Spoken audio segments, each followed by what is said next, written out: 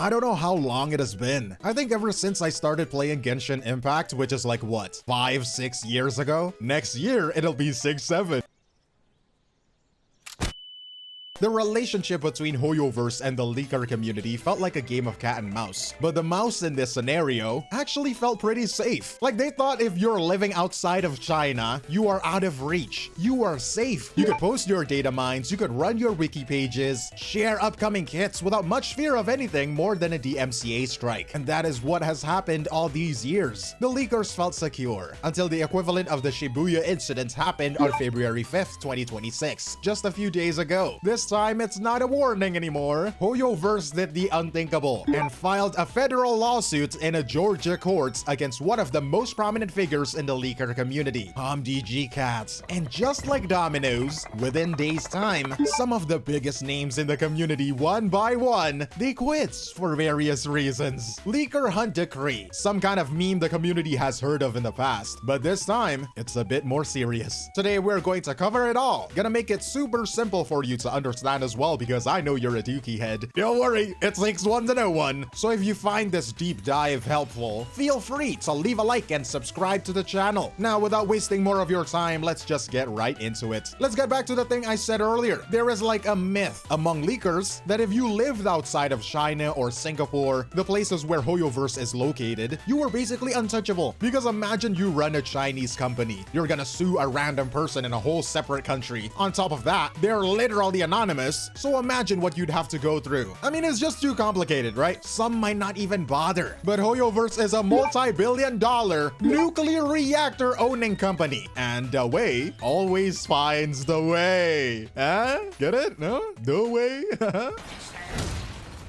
The thing is, being anonymous on the internet is usually just a layer of paperwork away from a real name. Surprising, right? Shocking, as Hassan's dog would say. But it's true. Before they even stepped foot in a courtroom, Hoyoverse's legal team was busy filing DMCA subpoenas, basically to get social media platforms like Twitter and Discord to give them their receipts on an account, something like IP addresses, recovery emails, and phone numbers. So ladies and gentlemen, and everyone in between that is watching this video, be careful who you're giving your information to. And also, don't break rules and the agreed TOS. And then apparently, there are some reports that 𝗶𝗵𝗁𝗵𝗁 showed up to an official event in Atlanta in a Yunli cosplay. Respectfully, while you did slay in that cosplay, girl, I'm just gonna say this very respectfully, right? Are you fucking stupid? Like, there is no way you thought, yes, I'm gonna post a selfie from my leak account in the leakers chat, and there is no way that the official Genshin people's gonna know at all. Are you fucking dumb, my man? Hoyoverse has the funds to buy my entire family tree up to Adam and Eve, and you're out here exposing yourself for free. I'm done, bro. But Glaive, didn't you imply that Hoyoverse's legal team knew about 𝗶𝗵𝗁𝗵𝗁's information?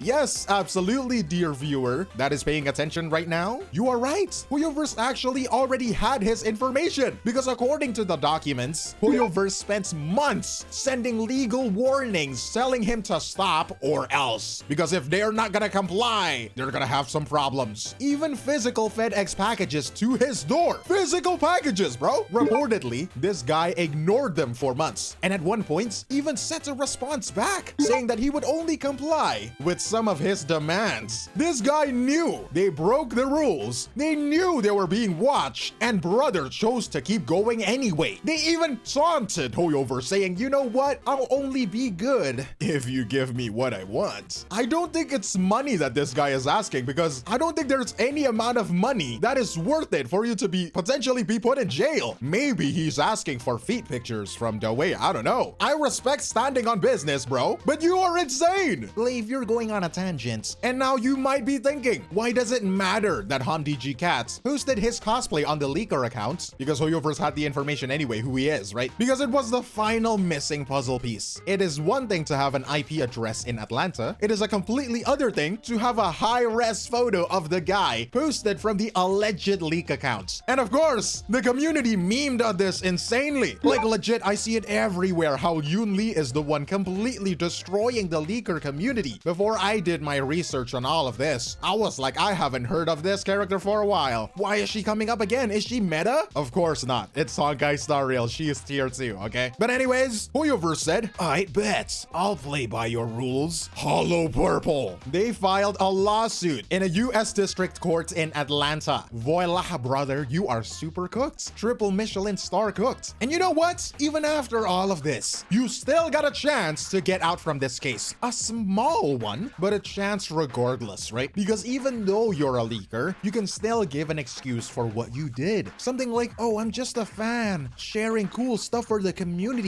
and maybe by the graces of the judge and God himself, you may be spared." This is the only way out for you at this point, right? To start begging for mercy. But somehow, it got worse for him. Like literally, there is no way out. Pinned down like you're Jake Paul in a boxing ring. This guy, 𝗵𝗫𝗏𝗏, had a payment QR code sitting right on the website. In the eyes of the judge, that absolutely changes everything. Once you start profiting off of stolen assets, you are not a fan no more, bro. You are a business, and a cheat one at that too, because you turned someone else's, Hoyoverse's secret confidential information into a way to make money. He gave Hoyoverse the ability to claim he was profiting from their stolen trade secrets. You know what? Hopefully that QR code link on your website helps you pay for the lawsuit. When you connect the dots, right? This lawsuit isn't really just about one guy cosplaying Yun-Li and leaked assets. It looks more like Hoyoverse is sending a message to everyone else. They're making an example out of this guy. If you look at the filing, you will see they have also called out 10 DOE defendants, which is basically legal speak for people whose real names they don't know yet. But they're coming for them, like Batman. Or in other words, the way is on the way.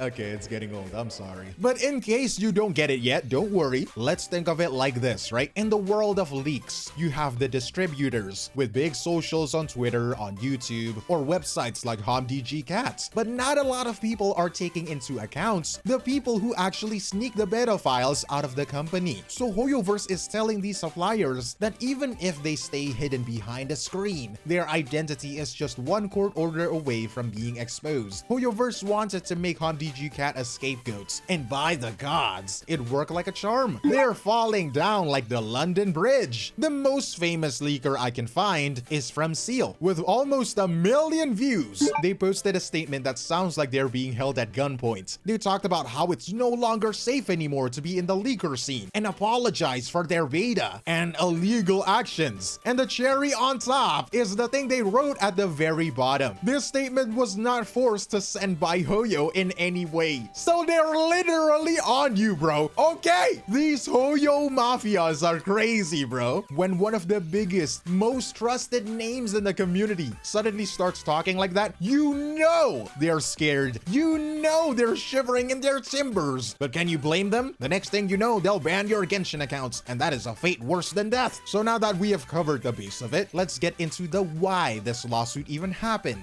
Because it breaks TOS, because it breaks the law. Yeah, but that's the boring answer. I want to talk about the arguments they made in the lawsuit, because when I read it, it sounds less like illegal spoilers and more like sabotage. It sounds crazy, I know, but in a moment, hopefully it'll make a lot more sense. One of their biggest claims is that leaks might help their rivals. They argue that when a character's entire kit is leaked months early, other game developers can see exactly what Hoyoverse is cooking. This lets competitors adjust their own schedules based on the information they got, or perhaps release a similar character, or do whatever to steal the spotlight. These leaks give off massive marketing advantage. I mean, think about all the possibilities, right? Because the characters don't just spawn out of nowhere, they take hella time to make, they take hella resources to make. Imagine that process could be cut in half because you got some quote-unquote inspirations from the competitors way ahead of time. There is a lot more that could be elaborated here, I am sure, but there is other things that we can talk about.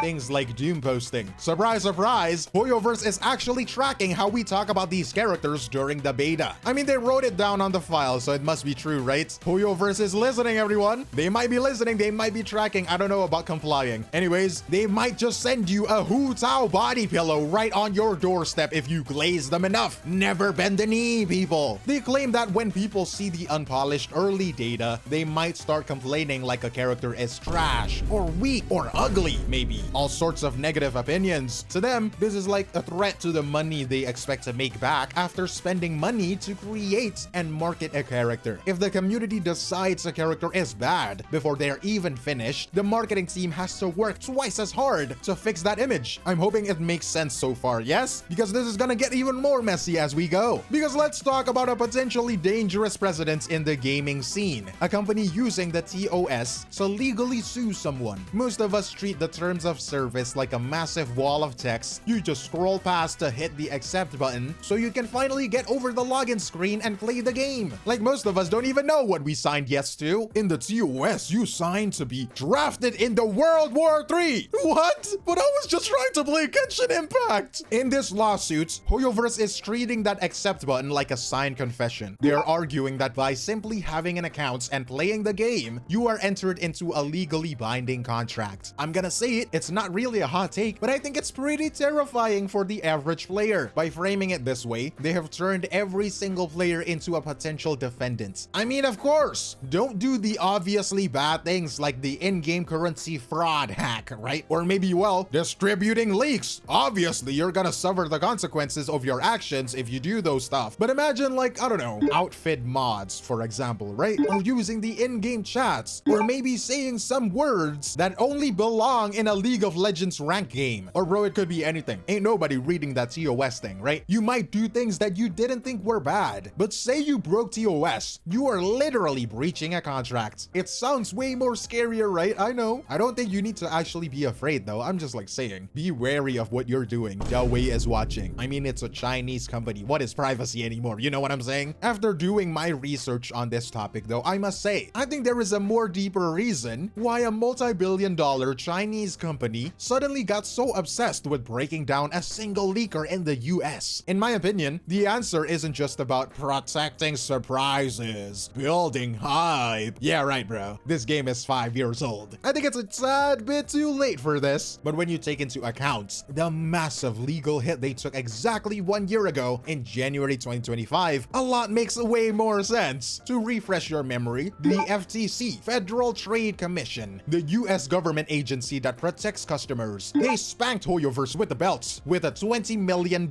settlement. Big money! The government essentially accused them of using dark patterns, tricky design elements in a game's interface meant to nudge players into spending money they didn't intend to. The lawsuit is based on the argument that Genshin markets to children, and that makes it so much more predatory. And honestly, I think they deserved it. The FTC claimed Hoyoverse was obscuring the real cost of characters by hiding them behind layers of virtual currency, making it nearly impossible to realize that a single 5-star could actually cost you hundreds of dollars. Many gacha games do this, I know. You might be asking, why only Genshin took the hit? Because they're the biggest, and maybe to America is just free money, you know, I don't know. As a part of that settlement, Hoyoverse was put on a 10-year monitoring period. They were forced to implement strict age gates and be brutally honest about their actual percentage chance you have of winning a character. Also, the price for every gacha pull and currency purchases. Much more consumer friendly this way. Unfortunately, not implemented in every region of the game, but you know, we take what we can get, I guess. Now, what if I tell you that leakers might become a massive legal liability? Say a leaker posts an early unpolished version of a character's kit, and it makes that character look stronger than they actually are. Technically, it fuels the exact same deceptive marketing narrative that just cost Hoyoverse 20 million doubloons. In the eyes of the FCC, if the community's perception of a product is being manipulated by unofficial data, Hoyoverse could be held responsible for not doing enough to stop it. Hoyoverse suing HubDG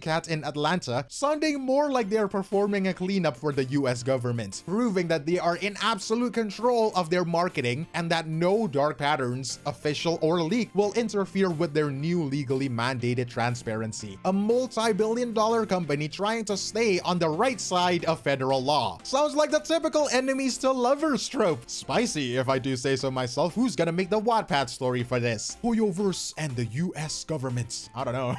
For years, the roadmap provided by leakers was the only way most people could manage their resources. Their Primo Gems, Stellar Jades, whatever those TV-looking things are called, polychromes. Yes, if you're a free-to-play player, you need to know if a character like Varka is a must-have weeks before his banner actually drops. Without those early kit leaks or gameplay previews, that ability to plan is just gone. And while the faces of the scene have been forced out, the demand for that information isn't going anywhere. The most likely reality is that the leakers community will just retreat further into the shadows. More private, invite-only groups, making the community less transparent transparent and a lot more elitist, instead of a public wiki that anyone can check, you know? See that Hoyoverse might have won the war against the leakers, but in doing so, they have severed a vital, if controversial, link to their most dedicated players. I find it amusing that Hoyoverse argues that leaks are sabotage, while players argue they are a necessary tool for financial planning in a gacha system. Well, now that leakers are too afraid to spread information, does the responsibility now fall on the developer to be more transparent, or are we just gonna accept that surprise factor and hype is better than player resources planning? Let me know what you think in the comments below, but that is all from me, 𝗖់𝗍𝗆𝗆, and I will see you in the next one. Cheers!